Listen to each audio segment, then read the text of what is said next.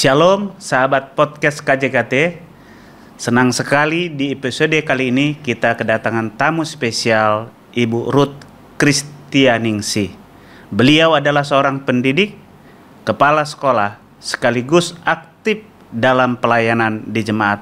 Langsung saja kita ngobrol santai dengan Ibu Ruth. Kita akan mendengar cerita hidup di dalam pelayanannya. Bu Ruth lahir dan besar di Surabaya. Bisa mungkin menceritakan sedikit tentang masa kecil Ibu kepada kami yang mendengar podcast KJKT ini. Baik, selamat siang. Shalom Pendeta. Selamat siang, Bu Ruth. Baik, saya akan ceritakan masa kecil saya ini. Boleh dikatakan ada diwarnai suka dan duka. Seperti halnya anak-anak yang lainnya, saya dibesarkan di keluarga Advent. Bapak saya ini adalah seorang guru. Waktu itu beliau mengajar di sekolah Advent masih hari ke-7 di Jalan Tida 21. Kemudian ibu saya adalah ibu rumah tangga. Jadi bapak saya juga aktif dalam kegiatan kerohanian. Dan ketika ada satu peristiwa ya, saya ini 3 bersaudara. Saya adalah anak kedua. Dan waktu itu ketika saya kelas 1 SMP usia 13 tahun, ada peristiwa yang menimpa keluarga kami. Bapak saya sebagai seorang guru waktu itu sedang perjalanan, sudah berada di depan sekolah tempat saya sekolah itu juga. Tiba-tiba ada kendaraan yang sepeda motor yang melaju kencang dan pengendara itu dalam keadaan mabuk. Kemudian menabrak sepeda motor bapak saya bagian belakang karena posisi bapak sudah berhenti dan sedang dibukakan oleh satpam gerbang sekolah itu.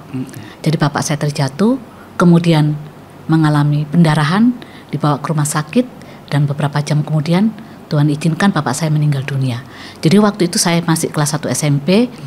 Kemudian kakak saya yang nomor 1 Esther di kelas 3 SMP.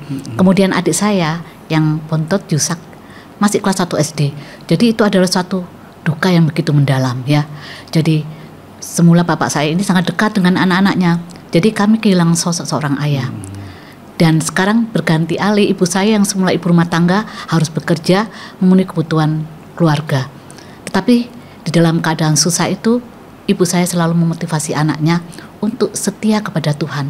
Jangan terlalu duka berkelanjutan.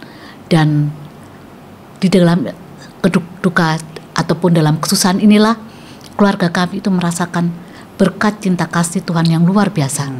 Tuhan tidak meninggalkan kami. Tuhan tidak pernah membiarkan kami kelaparan, dan setiap permasalahan atau persoalan Tuhan selalu menolong, campur tangan di dalam keluarga kami. Itu yang kami rasakan, Pendeta.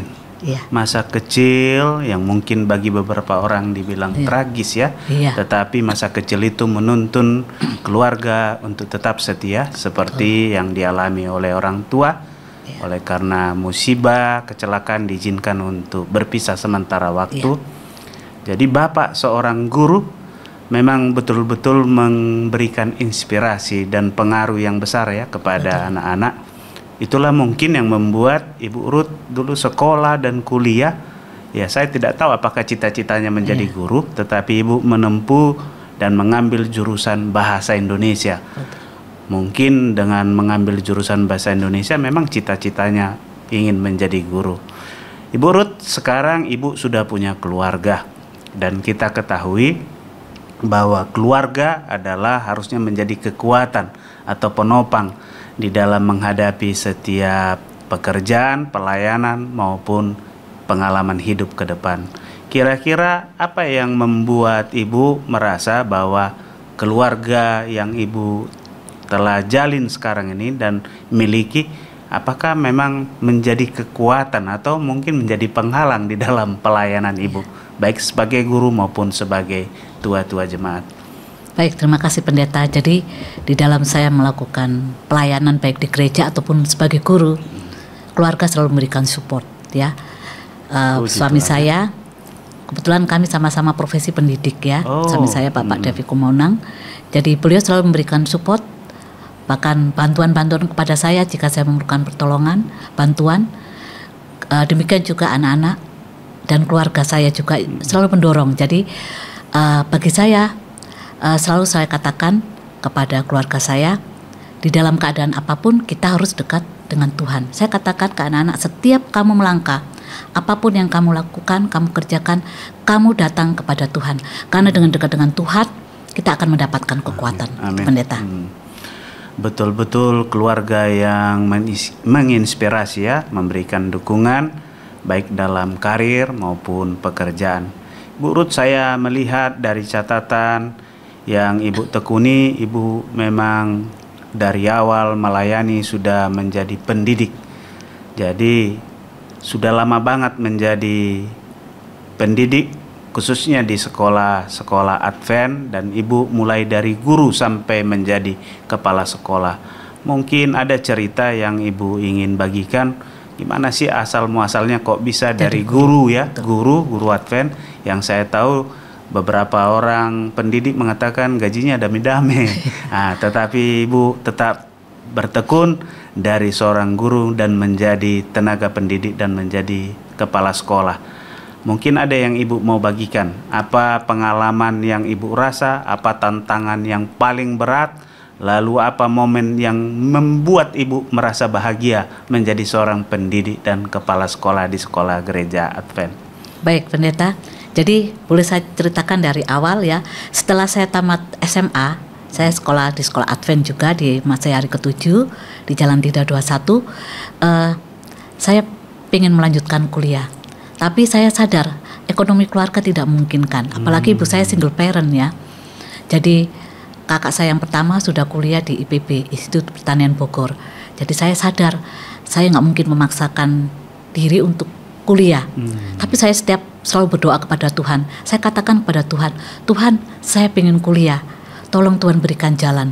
Oke, 1 tahun ini, jadi setelah tamat SMA tahun 1988, saya off dulu. Saya selalu berdoa kepada Tuhan, tahun depan saya harus kuliah Tuhan. Kemudian yang saya lakukan setiap malam itu saya bertelut berdoa. Bahkan kalau setiap Sabat itu hampir setiap Sabat saya berpuasa memohon pertolongan Tuhan. Sampai suatu kali akhirnya ketua yayasan dari sekolah Masayari ke-7 memanggil saya. Kemudian bertanya kepada saya, apa sekarang yang kamu lakukan? Kebetulan beliau juga guru saya. Saya nganggur, saya katakan.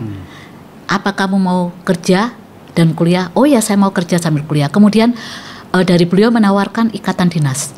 Jadi ikatan dinas dengan catatan saya harus menjadi seorang guru, sekolah guru. Dan jujur Pendeta, memang guru itu menjadi cita-cita saya. Mungkin saya lihat figur bapak saya ya, jadi guru. Saya pikir jadi guru itu enak. Kenapa? Waktu sebagai seorang perempuan ini bisa menyesuaikan waktu. Ada kalau murid libur, guru juga ikut libur. Ya, jadi itu yang pertama. Akhirnya saya berpikir ini mungkin jalan Tuhan. Kemudian saya menerima tawaran itu, saya tanda tangan kontrak bahwa saya kuliah di pendidikan, kemudian nanti setelah tamat dari universitas saya harus melayani di sekolah MHK karena waktu itu di sekolah tersebut membutuhkan guru-guru Advent dan guru-guru Advent itu sangat kurang. Itu sebabnya diadakan program ini. Kemudian waktu pun berjalan dan 1 tahun kemudian, tepatnya tahun 1989, saya mulai kuliah. Saya mendaftar di Universitas Dr. Sutomo. Saya mengambil jurusan bahasa Indonesia. Kenapa sih kok ambil jurusan bahasa Indonesia? Mungkin karena saya waktu itu masih muda, usia 19 tahun. Saya kerja di bidang keuangan. Saya jenuh Pendeta. Kalau saya mau kuliah, ya nggak ada hitung-hitungan uang aja deh. Saya katakan demikian. Saya tanya teman saya, kuliah apa ya? Oh, kalau di Universitas Dr. Sutomo ini ada jurusan bahasa. Oke lah, saya ambil itu aja. Mungkin saya jenuh atau apa ya. Akhirnya saya mengambil jurusan bahasa Indonesia dan saya tekuni itu, dan bidang ini bagi saya menarik juga ya. Karena saya suka sastra, di situ banyak belajar sastra Indonesia dan lainnya. Dan akhirnya saya mengambil jurusan pendidikan bahasa Indonesia. Kemudian tepatnya ketika saya menginjak semester 5, saya dipanggil oleh ketua yayasan. Beliau katakan, Ruth, mohon maaf kami tidak bisa melanjutkan beasiswa karena sekolah ini ditutup, gedung dijual. Kemudian teman saya katakan, waduh, alamat kamu akan berhenti kuliah. Saya katakan kepada teman saya, Tuhan sudah izinkan saya kuliah. Saya yakin dan percaya bahwa Tuhan akan membantu menolong saya untuk menyelesaikan pendidikan saya. Saya akan tamat S1. Dan puji Tuhan, Tuhan mendengar doa saya. Akhirnya tahun 1994 saya selesai dari perguruan tinggi program S1 menjadi guru. Kemudian setelah itu saya dapat info dari almarhum Pendeta Subea. Pada waktu beliau kalau nggak salah sebagai direktur pendidikan. Beliau katakan ke saya, Anjasmoro butuh guru. Ya, Sir, saya memang komitmen saya akan mengajar di sekolah Advent jika saya diperlukan. Akhirnya saya pun diterima sebagai guru tahun 1994 dan saya waktu itu menjadi guru SMP pertama. Kemudian sekitar tahun 2002 saya dipercaya menjadi kepala sekolah sampai tahun 2011. Jadi kurang lebih 9 tahun ya. 9 tahun. Oke. Jadi kurang lebih 9 tahun saya menjadi kepala sekolah di SMP. Kemudian tahun 2015 saya dipanggil di SMA dan dipercaya sebagai kepala sekolah SMA sampai sekarang. Jadi kalau ditanya suka duka jadi guru itu ya banyak juga ya. Jadi itu yang terjadi, Pendeta. Pengalaman yang menuntun Ibu menjadi guru ternyata sangat banyak juga ya. Dari mulai kuliah, menjadi guru di sekolah Advent Anjasmoro, mulai karir guru SMP, guru SMA, lalu dipercayakan menjadi kepala sekolah. Bahkan sampai saat ini Ibu tetap dipercayakan menjadi kepala sekolah di sekolah Advent Anjasmoro. Bu, pengalaman yang paling Ibu rasa tidak bisa dilupakan, mungkin selama jadi guru, bahkan sampai saat ini menjadi kepala sekolah di sekolah Advent Anjasmoro, pasti ada pengalaman yang tidak bisa dilupakan oleh karena lucu atau mungkin oleh karena pahit. Jadi saya tidak tahu apa pengalaman yang Ibu rasa. Mungkin ada pengalaman yang paling berkesan berserta dengan murid-murid yang Ibu rasa yang susah dilupakan dan perlu dibagikan kepada sahabat-sahabat podcast. Baik, terima kasih Pendeta. Memang jadi guru itu ada hal-hal yang sukanya ya, karena kita selalu bergaul dengan orang-orang muda, di mana ada satu pengalaman di mana seringkali anak-anak itu di kelas ini membuat tindakan-tindakan yang lucu ya, sehingga itu membuat kita terhibur, tertawa. Jadi itu ada pengalaman bagi saya itu sebagai pengalaman yang menarik juga. Jadi ada juga tantangan-tantangan itu Pendeta yang harus kami hadapi. Bagaimana di sekolah itu ada memiliki siswa-siswi yang memiliki karakter yang berbeda. Apalagi mereka yang memiliki karakter yang tidak disiplin. Wah, itu menjadi hal yang perlu perhatian juga, tantangan bagi kita sebagai seorang guru. Dan ada satu juga hal yang menarik, saya punya murid-murid saya ini punya cita-cita ingin jadi chef, dia anak perempuan, ya anak perempuan. Jadi kebetulan saya itu pernah juga mengajar tata boga. Kalau di sekolah Advent kan nggak harus mengajar sesuai itu. Kalau misalnya butuh guru tata boga, kemudian saya ditunjuk, ya oke lah, saya walaupun bekal sedikit-sedikit terus belajar juga ilmu memasak. Menurut saya ini nggak bisa masak sama sekali. Tapi ketika belajar tata boga ini, setiap hari dia praktek masak. Yang setiap hari yang dibawa itu, jujur aja, dia bawa itu satu kantong ini, saya disuruh cicipi hasil karyanya. Kadang-kadang makanannya gosong, saya katakan enak, saya katakan. Tapi lain kali jangan keras, jangan gosong. Jadi sampai anak ini akhirnya ketika keluar dari sekolah, dia ke jurusan kulineri. Bahkan sekarang anak ini sukses jadi di bidang catering ya, kuliner. Jadi itu pengalaman itu. Jadi saya melihat di sini anak-anak ini bahkan waktu dia sudah sekolah kuliner aja dia sudah bawa sesuatu yang lebih. Dia katakan, "Mem, kalau dulu saya bawa makanan keras, gosong, praktek saya sekarang saya sudah bawa makanan yang berbeda. Memang sudah dia lebih ilmunya lebih banyak, jadi sekarang dia sudah sukses." Itu bagi saya itu adalah satu pengalaman yang menarik juga. Pengalaman yang luar biasa sekali ya, Ibu Ruth. Memang guru adalah pahlawan tanpa jasa, dan tidak banyak anak-anak di dalam keluarga kita yang memiliki cita-cita jadi guru. Semoga lewat pengalaman yang Ibu bagikan kepada sahabat-sahabat podcast ini, kepada anak-anak kita yang masih muda yang mungkin ingin menjadi guru, dia ingin menempuh pendidikan, bahkan punya cita-cita jadi guru. Pengalaman ibu ini bisa menginspirasi mereka semua. Selain pengalaman jadi guru, kami juga mendengar ibu juga adalah seorang anggota yang aktif, bahkan beberapa kali sampai saat ini terpilih menjadi ketua jemaat. Apa yang membuat ibu, kan sudah sibuk itu menjadi kepala sekolah, di sekolah, belum keluarga, pekerjaan yang begitu rumit, tetapi ibu masih mau tetap memberikan waktu dan pelayanannya sebagai ketua jemaat, bukan hanya anggota jemaat di gereja. Apa yang membuat ibu memilih untuk tetap mau melayani di gereja? Tidak banyak mungkin orang oleh karena kesibukan mau memilih, karena begitu banyak waktu yang akan terbuang. Ada yang ibu mau bagikan mengenai ini? Baik, jadi kalau saya melayani, saya punya komitmen tuh.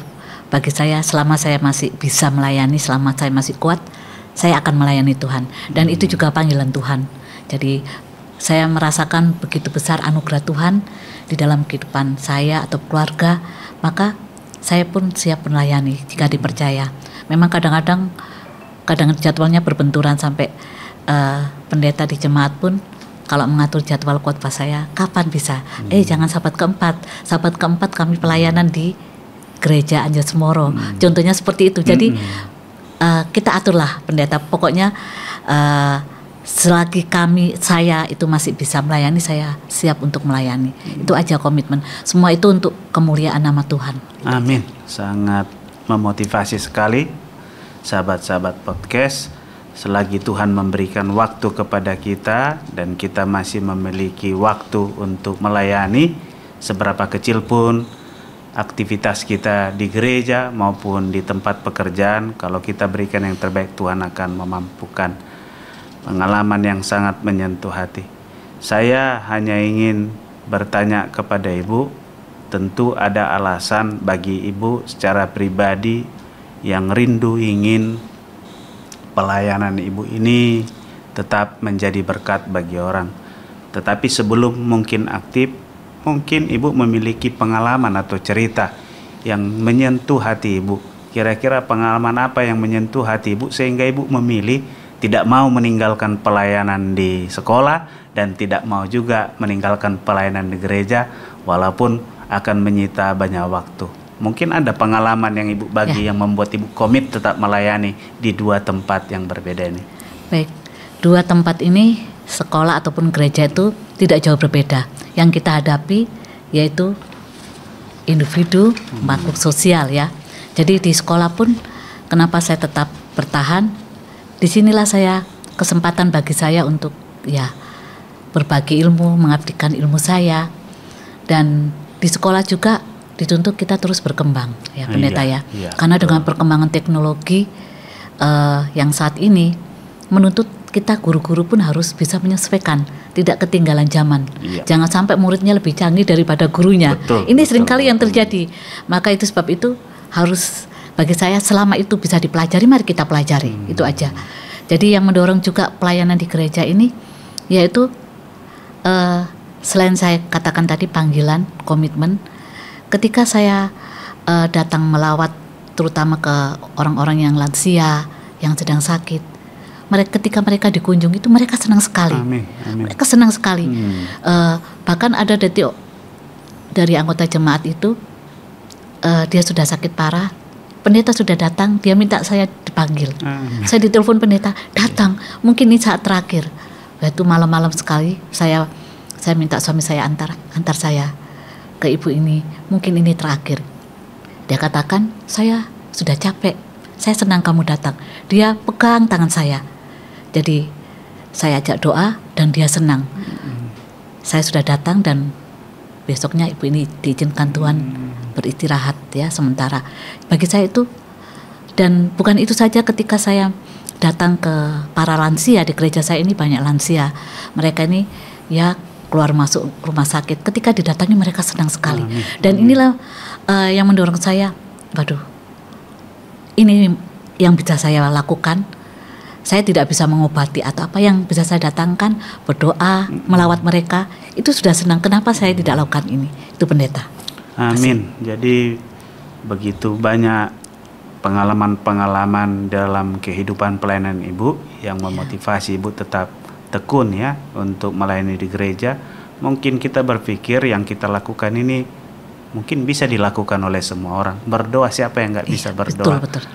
Bahkan melawat juga perkara yang mungkin sederhana, tetapi pelayanan-pelayanan yang dilakukan di gereja ini bisa menyentuh hati banyak orang seperti yang Ibu telah alami. Ya, semoga umat-umat Tuhan yang sedang mendengar, orang-orang muda sahabat podcast yang mendengar pengalaman yang dialami oleh Ibu Ruth, baik sebagai pendidik maupun sebagai tua-tua di dalam jemaat, bisa menginspirasi kita. Mungkin ini agak ya santai nih Bu. Mungkin Ibu selama Ibu memiliki kesempatan melayani, ada hambatan, ada tantangan, tetapi Tuhan selalu memberikan jalan kepada orang-orang muda yang ada di jemaat ini Bu. Kadang-kadang orang muda ini memilih waktu yang tepat untuk melayani, sehingga pada waktu yang tepat itu diberikan, ternyata mereka bukan lagi sebagai orang muda, sudah tua karena terlalu lama menunggu waktu untuk melayani. Kalau untuk jemaat khususnya orang-orang muda, apa pesan Ibu agar mereka tetap semangat di dalam iman pelayanannya? Karena kadang-kadang melayani ini butuh motivasi dari sorga khusus ya. Karena tidak semua pelayanan kita ini dihargai sama seperti dunia menghargai kita. Mungkin ada pesan-pesan kepada orang muda yang Ibu mau sampaikan, dan harapan kepada orang muda lewat pengalaman yang Ibu telah alami sebagai pendidik maupun sebagai tua-tua jemaat. Baik, ya pesan yang saya sampaikan untuk orang muda, saya selalu katakan kepada orang-orang muda ini, sesibuk apapun kalian dalam mendidik karir, dalam berkuliah ataupun pekerjaan, jangan pernah meninggalkan pelayanan. Amin. Jangan pernah meninggalkan Tuhan. Kalau orang katakan, nanti aja, saya pernah melihat pengalaman teman saya, kenapa kamu lama gak ke gereja? Oh, saya lagi ambil program S2. Nanti aja kalau saya sudah selesai S2, saya akan aktif. Pada waktu itu masih orang muda ya, tapi dia selesai memang ya S2, tapi 1 bulan kemudian dia mengalami satu kecelakaan kemudian meninggal. Dari situ saya katakan, kenapa harus menunda pelayanan kita, menunggu kita selesai dulu mengejar karir. Jadi saya katakan kepada orang-orang muda, selagi kalian masih muda, jangan karena pekerjaan, jangan karena karir atau kuliah kalian menjauh dari kegiatan-kegiatan gereja. Itu yang selalu saya sampaikan. Sangat betul sekali Bu. Mungkin seperti sebuah lagu rohani ya, yang berisi syair, hidup ini adalah kesempatan. Betul. Jadi jangan disia-siakan kesempatan. Itu sebagai tua-tua jemaat. Kalau sebagai tenaga pendidik Bu, mungkin ada beberapa sahabat podcast yang mendengarkan Ibu kali ini, mereka sedang bekerja sebagai pendidik dan mereka mungkin lemah oleh karena penghargaan sebagai guru tanpa itu, pahlawan tanpa jasa ya, membuat mereka ingin mundur. Orang-orang muda kini, kira-kira apa pesan Ibu dan harapan kepada mereka yang Ibu mau sampaikan pada sahabat podcast? Baik ya, terima kasih Pendeta. Jadi buat rekan-rekan yang pelayanan di pendidikan, memang untuk saat ini tidak semua guru ya di Indonesia ini dalam kehidupan atau dalam penggajian itu sudah sesuai dengan standar pemerintah. Masih banyak juga di sekolah-sekolah kita ini yang masih jauh tertinggal. Tetapi saya selalu saksikan kepada mereka. Saya pernah mengalami seperti itu juga, di mana beberapa tahun itu ya istilahnya gaji damai-damai. Tetapi saya katakan di dalam gaji damai-damai ini ada berkat Tuhan yang luar biasa. Cara Tuhan itu. Jadi saya katakan tetap semangat melayani. Jadi tantangan-tantangan sekarang saya katakan di dunia pendidikan ini seringkali kebijakan kurikulum itu berubah-ubah ya. Bagaimana ini sudah menguasai kurikulum yang baru, tiba-tiba ketika kita sudah menguasai ini, ganti lagi, harus belajar lagi. Jadi saya selalu katakan jangan pernah menyerah. Terus kita melayani di bidang pendidikan, terus semangat, dan guru-guru harus terus belajar. Jadi jangan karena gaji kita ini damai-damai atau masih di bawah standar, kita patah semangat. Cara Tuhan itu yang saya saksikan itu luar biasa. Jadi tidak pernah saya karena jadi guru maka saya kelaparan, tidak. Selalu Tuhan kirimkan berkat, entah melalui cara apa, cara Tuhan itu sangat luar biasa. Gitu. Terima kasih banyak Bu untuk pengalaman-pengalaman yang sudah dibagikan kepada sahabat podcast, bahkan pesan dan harapan kepada orang-orang muda yang mendengar, baik sebagai pendidik maupun sebagai pelayan-pelayan Tuhan. Tadi ada pesan yang disampaikan adalah karena hidup ini adalah kesempatan, Betul. jangan sampai disia-siakan. Betul. Terima kasih Bu Ruth buat cerita yang menginspirasi. Luar biasa banget mendengar perjalanan hidup dunia pendidikan dan pelayanan Ibu. Semoga Ibu selalu diberkati. Amin. Baik di dalam pendidikan, baik melalui pelayanan jemaat sebagai ketua, dan di dalam keluarga. Sahabat podcast, semoga obrolan ini jadi berkat buat kita semua. Jangan lupa ikutin terus episode selanjutnya. Sampai jumpa. Tuhan memberkati. Amin. Amin. Makasih Pendeta.